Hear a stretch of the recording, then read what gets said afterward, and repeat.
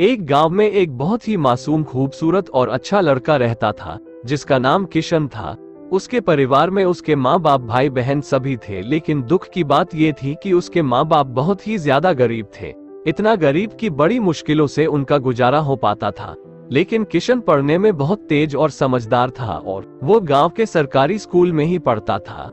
एक दिन की बात है, किशन को एक लड़की को देखते ही उससे प्यार हो गया, यानी उससे पहली नजर में वो प्यार कर बैठा था। उसकी दिल की गहराइयों में वो लड़की पूरी तरह से उतर चुकी थी और उस लड़की का नाम दिव्या था। दिव्या एक अमीर घर की इकलौती लड़की थी। अब किशन दिव्या को छुप छुप कर देखने लगा, लेकिन एक दिन दिव्या ने ऐसा करते उसे देख लिया, मगर दिव्या ने उसे कुछ भी न कहा क्योंकि किशन था ही इतना मासूम। अब किशन धीरे धीरे दिव्या के प्यार में इतना खो गया कि उसका न तो पढ़ाई में मन लगता था और न ही उसे खाने पीने का होश था। वो 24 घंटे ही उसी के ही प्यार में खोया रहता था। खैर, दिन तो जैसे तैसे उसका कट ही जाता था, मगर रात भर वो बिस्तर पर करवट बदलता रहता कि कब सुबह हो और उसकी एक झलक दिखे। अगर एक दिन भी वो लड़की उसे नजर नहीं आती तो वह अकेले में जाकर रोने लगता था। धीरे धीरे उसका प्यार बढ़ता ही गया और उसने दिव्या से अपने प्यार का इजहार करने की कोशिश की, मगर कर नहीं पाया। कई बार उसके नाम प्रेम पत्र लिखा, लेकिन वह उसे दे नहीं पाया क्योंकि उस लड़की के नजदीक जाते ही उसका दिल जोर जोर से धड़कने लगता और वह घबरा कर अपना इरादा बदल देता था। शायद उसके मन में एक डर था कि कहीं वह इनकार न कर दे या उससे नाराज न हो जाए। वो किसी भी कीमत पर दिव्या को खोना नहीं चाहता था। देखते ही देखते 3 साल बीत गए, मगर वह अपने प्यार का इजहार न कर सका। किशन काफी शर्मिला लड़का था, शायद इसलिए वह अपने प्यार का इजहार नहीं कर पा रहा था। और वैसे भी वह लड़का गरीब और लड़की अमीर थी, शायद यही सोचकर उसकी अपने प्यार का इजहार करने की हिम्मत ही नहीं हुई, मगर उसका प्यार एकदम सच्चा और पवित्र था। उसने कभी भी उस लड़की के बारे में कभी गलत नहीं सोचा था। एक दिन दिव्या ने उसे रास्ते में ही रोककर पूछा कि तुम्हारा नाम किशन है? उसने कहा हाँ। अच्छा, तुम मुझे हमेशा ही दूर से क्यों देखते रहते हो? क्या तुम मुझसे कुछ कहना चाहते हो? इस बात से किशन डर गया और बोलने में हड़बड़ाने लगा।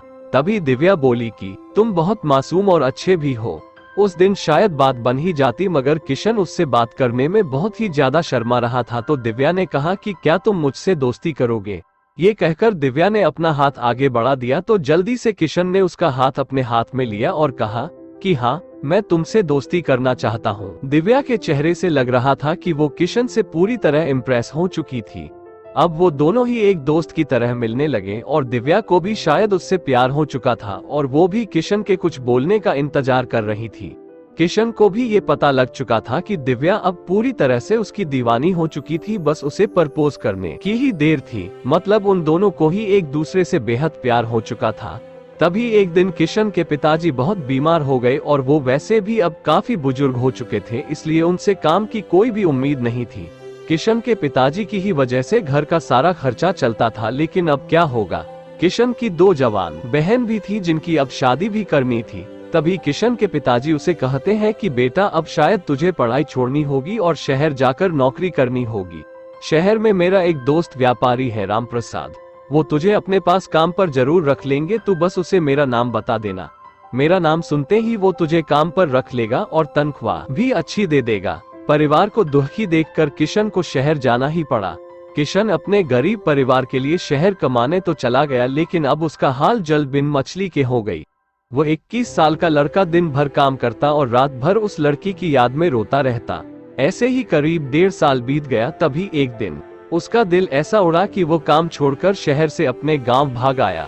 गांव आकर वह देखता है कि 10 दिनों के बाद दिव्या की तो शादी होने वाली थी और वो उस शादी से बहुत दुखी भी लग रही थी।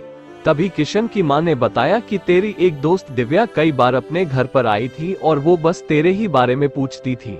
अब तो किशन को ऐसा लग रहा था कि जैसे उसकी तो सारी दुनिया, सारी खुशियां ही उजड़ चुकी हों, लेकिन वह क्या करता? एक तरफ प्यार था और दूसरी तरफ गरीब परिवार था और उसके कंधे पर पूरी जिम्मेदारी भी थी।